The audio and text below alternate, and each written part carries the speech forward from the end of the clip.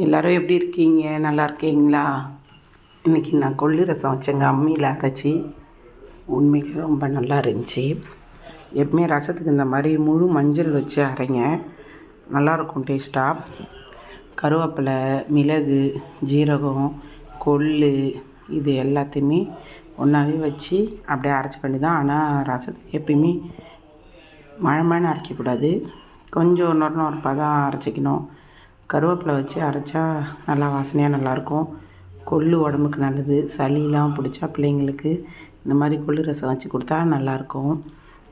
அதனால் மிக்சியில் அரைக்கிறத விட நம்ம இந்த மாதிரி அம்மியில் கொஞ்சம் ஒரு 4-5 கொஞ்சம் அப்படியே உடச்ச மாதிரி மழை அரைக்காமல் இந்த மாதிரி உடச்ச மாதிரி செஞ்சால் இப்போ அரைச்சா கரெக்டாக இருக்கும்.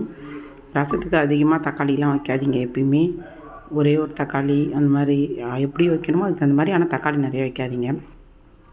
ஒரே ஒரு தக்காளி வச்சுக்கினேன், பூண்டு 1 வச்சுக்கினேன். பூண்டையும் அது மாதிரி நசுக்கிக்கினேன் 1-2. புளியும் கம்மியாக தான் ஊற்றுவேன் நான். எனக்கு புளியும் நிறைய ஊற்றினா ரசத்துக்கு பிடிக்காது, புளிப்பாக இருக்கிற மாதிரி இருக்கும். அதனால் மிளகு, ஜீரகம், கொள்ளு, கருவேப்பிலை, பூண்டு இது எல்லாத்தையும் வச்சு இந்த மாதிரி நசுக்கிக்கிங்க அம்மியில். மிக்ஸினா 1-2 அப்படியே அரைச்சிக்கோங்க. ஆனால் அதில் பூண்டு மையாது. தக்காளி 1 வச்சேன். தக்காளி கலரே ரெட்டாக இருக்குங்க பார்க்குறதுக்கே. அதில் சாறில் புளி போகிறதோ இல்லையோ, ஆனால் கலர் மட்டும் நல்லா ரெட்டாக இருக்குது. ஒரு தக்காளி தான் வச்சேன். ஒரு தக்காளியிலே அது அம்மி கொஞ்சம் சின்னதாக இருக்கிறதுனால பாதியாக வச்சு அரைச்சிக்கினேன். நல்லா கொஞ்சம் எல்லாத்தையும் ஒன்றா வச்சு கரெக்டாக மிக்ஸ் ஆகிற மாதிரி வச்சு அரைச்சிட்டு அப்புறமா கொஞ்சம் கொஞ்சமாக வழித்து எடுத்துக்கினேன். அம்மி கொஞ்சம் சின்னதாக இருக்கனால எல்லாமே கொஞ்சம் கரெக்டாக இருந்தாலும் நாங்கள் கொஞ்சம் சின்ன ஃபேமிலி தான், கொஞ்சம் அதுக்கு தகுந்த மாதிரி கொஞ்சமாக அரைச்சிக்கினேன்.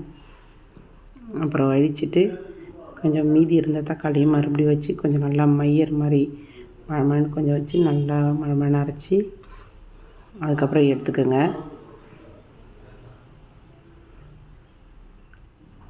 அதையும் அரைச்சி எடுத்துகிட்டு அதுக்கப்புறம் எல்லாத்தையும் ஒன்றா கலந்து, நான் எப்பயுமே எண்ணெயெல்லாம் வதக்க மாட்டேன். எனக்கு புளியிலே போட்டால் தான் பிடிக்கும். அதனால் எண்ணெயில் நான் வதக்க மாட்டேன். புளி தண்ணி கரைச்சி அதிலே இதையும் மிக்ஸ் பண்ணி கலந்து வச்சுக்கினேன்.